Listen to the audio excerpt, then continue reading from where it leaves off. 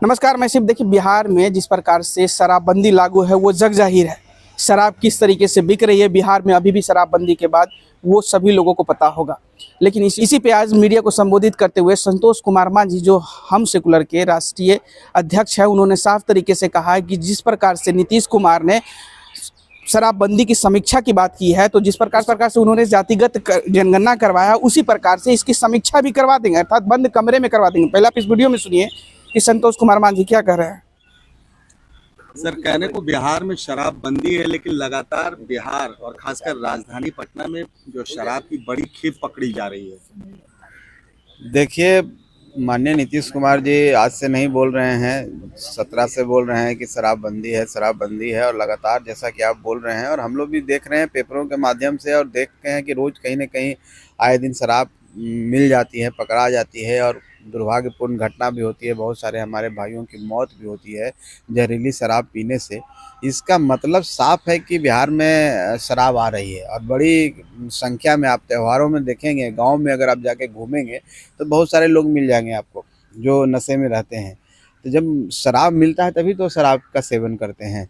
तो सरकार सिर्फ कहने के लिए शराबबंदी की है, इसके पीछे सरकार की यही मंशा है कि जो सरकार के संरक्षक में जो लोग होते हैं, जो सरकार के लोग होते हैं, वो ब्लैक मनी जिसको कहते हैं, इलीगल शराब के कारोबार में इनडायरेक्टली लगे हुए हैं, और उससे उनका धन का उपार्जन होता है। उस धन का उपयोग कहीं दूसरे जगह हो रहा है। तो एक तरह से बिहार की जो मिलना चाहिए था, जो रेवेन्यू मिलना चाहिए था, वो ख़त्म हो चुका है। और जो इलीगल तरीके से कुछ बिचौलियों को माला माल हो रहे हैं, जिसमें प्रशासन के भी लोग हैं, पुलिस के लोग भी कहीं पर सम्मिलित हैं, कहीं पर और भी बड़े बड़े वाइट कॉलर लोग जिसको कहते हैं वो भी सम्मिलित हैं। तो इस तरह से बिहार के लिए एक तरह दुर्भाग्य की बात है कि आप शराब तो बंदी सिर्फ कागजों पर कर दिए हैं, लेकिन आप में वो कमिटमेंट नहीं है कि आप उसको पूर्णतः बंद करें। और लोग शराब पी रहे हैं, शराब से मौतें हो रही है, शराब का कालाबाजारी हो रहा है। तो ये सिर्फ दिखावा है। ऐसी शराबबंदी से तो बढ़िया था कि शराब आप खोल ही देते, कुछ रिस्ट्रिक्शन उस पर पाबंदी लगा करके, तो ज़्यादा बढ़िया रहता। कम से कम गलत शराब पी करके हमारे बेगुनाह भाई मरते तो नहीं। आपके पार्टी के द्वारा लगातार ये कहा जा रहा है कि इसकी समीक्षा होनी चाहिए शराबबंदी की। देखिए, समीक्षा का मतलब यही होता है कि जब कोई भी चीज़ आप करते हैं, कोई भी चीज़ लागू करते हैं, तो अगर उसमें कुछ त्रुटियां होती है, कुछ ऐसा लगता है कि ये गलत है, चाहे इस पर कुछ सुधार होना चाहिए, तो समीक्षा होता है। तो हम लोग को भी यही मांग है कि जो आपने शराबबंदी की है, पूर्ण शराबबंदी, हम लोग भी शराब के विरोध हैं। हम लोग भी नहीं चाहते हैं कि हमारे गरीब भाई शराब पिएं, क्योंकि हम लोग देखे हैं कि जिस समाज से हम लोग आते हैं, खास करके जो भूया मुसर समाज है, सब बहुत ज़्यादा लोग इससे आक्रांत है, क्या कहिए कि इससे ग्रसित है, इसमें लिप्त है।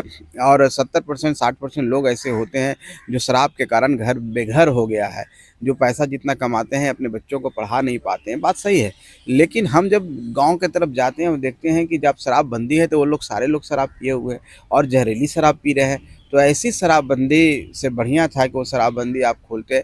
लेकिन अगर सही में आपकी मंशा है कि हम बिहार में पूर्णतः शराबबंदी करना चाहते हैं, तो शराबबंदी सही तरीके से लागू होना चाहिए।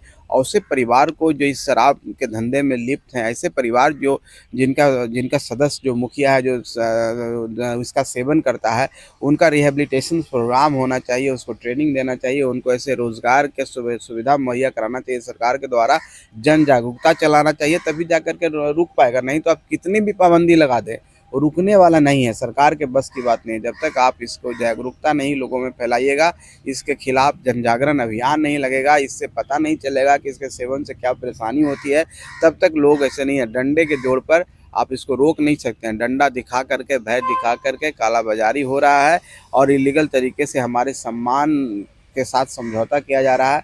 हम तो ये भी देखते हैं कि एक टोला है, दलित टोला है, जहाँ पर एक व्यक्ति को शराब का धंधा करता है।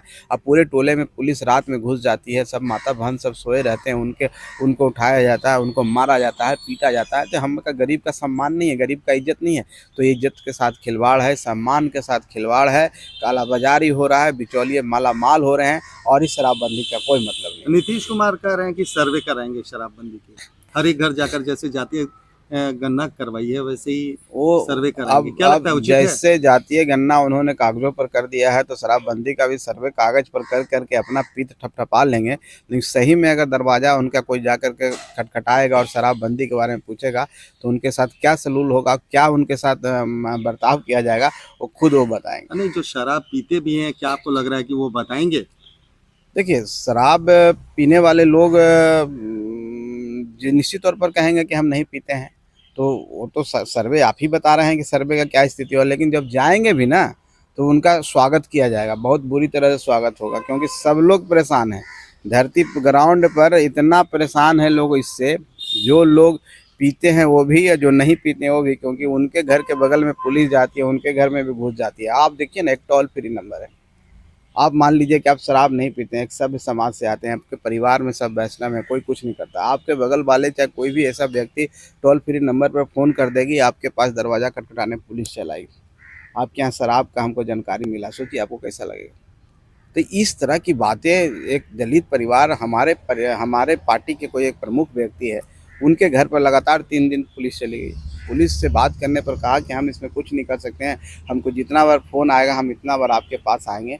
तो ये तो सम्मान के साथ समझौता है ना। हम अपने जीवन में कभी शराब नहीं पिए, मेरे घर में कोई दरवाज़ा खटखटा के पुलिस पूछेगा आपके यहाँ शराब, हमको ऐसी खबर मिली है कि आप शराब पीते हैं, आपके यहाँ शराब है, तो इस तरह की शराबबंदी चाहिए जहाँ की गरीबों का सम्मान नहीं रहे। अच्छा उनके सर, साथ शराबबंदी के बाद सूखे नशे का प्रचलन ज़्यादा हो गया है, युवा खासकर इसके प्रति बहुत ज़्यादा आकर्षित हुए हैं, और लगभग शराबबंदी से जितना नुकसान नहीं हुआ है, उससे कहीं ज़्यादा नुकसान जो है सूखे नशे से हुआ है। देखिए, कोई भी चीज़ को आप रोकिएगा ना, तो कोई भी चीज़ रुकता है तो उसके प्रति लोगों का आकर्षण है, टेम्पटेशन बढ़ जाता है, ललक बढ़ जाता है उसको प्राप्त करने के लिए।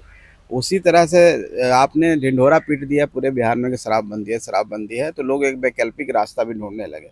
क्योंकि शुरुआती दौर में इन्होंने बहुत कड़ी प्रावधान किया था, सख्ती अपनाया था, और तब लोग एक वैकल्पिक धंधा शुरू कर लिया। वैकल्पिक चीज़ में जो आप सूखे नशे की बात कर रहे हैं, वो नशे की ओर गए। तो आप तो और भी ऐसा जगह आप समझिए कि वो खजूर से गिरा बबूल पर अटका वाला बात है, जो आदमी को कहीं के नहीं छोड़े हैं। ये आज के युवा जो हमारे प्रोडक्टिव लेबर के रूप में है, जो हमारे राष्ट्र के निर्माण और राज्य के निर्माण में सकारात्मक भूमिका अपना सकते थे, वैसे लोग शराब के नशे में, उस तरह के नशा में हैं, जो आप जिसको वाइट सूखा नशा आप कहते हैं, उसमें लिप्त हो गए हैं और अपनी जीवन को बर्बाद कर रहे हैं। तो सरकार सख्ती करके डंडा से नहीं उसको रोक सकती है। सरकार इसको जन जागरण अभियान चला के उनको इसके बारे में बता के ही इसको ख़त्म किया जा सकता है। जब तक एक व्यक्ति समझ नहीं ले कि गलत है, तब तक कोई रोक नहीं सकता है। डंडा दिखा के खाली कागज़ों पर दिखा सकते हैं, मीडिया में आप अपनी बातें कह सकते हैं, लेकिन धरातल पर जाइएगा तो वहीं पर सारा चीज़ है। ठीक है, धन्यवाद। तो जैसा कि आपने साफ तरीके से सुना, वो कहते नजर आ रहे हैं कि जहां अगर समीक्षा की बात है तो समीक्षा से ज़्यादा ज़रूरी है कि लोगों में जागरूकता फैलाई जाए, जिससे शराब और नशे से मुक्त हो बिहार। क्योंकि यहाँ बात की जाए शराबबंदी की, तो शराबबंदी किस तरीके से विफल रहा है बिहार में वो सब लोग जानते हैं। उसी प्रकार से उन्होंने कहा कि बिहार अब सूखे नशे की लत में जा रहा है। बहरहाल देखना होगा आने वाले दिनों में बिहार सरकार किस प्रकार से शराबबंदी की समीक्षा करवाती है। फिलहाल इस खबर में इतना ही। इस वीडियो की प्रतिक्रिया हमें कमेंट में जरूर दीजिएगा, और ऐसी तमाम खबरों से जुड़े रहने के लिए हमारे चैनल लाइक से सब्सक्राइब जरूर कीजिएगा। धन्यवाद।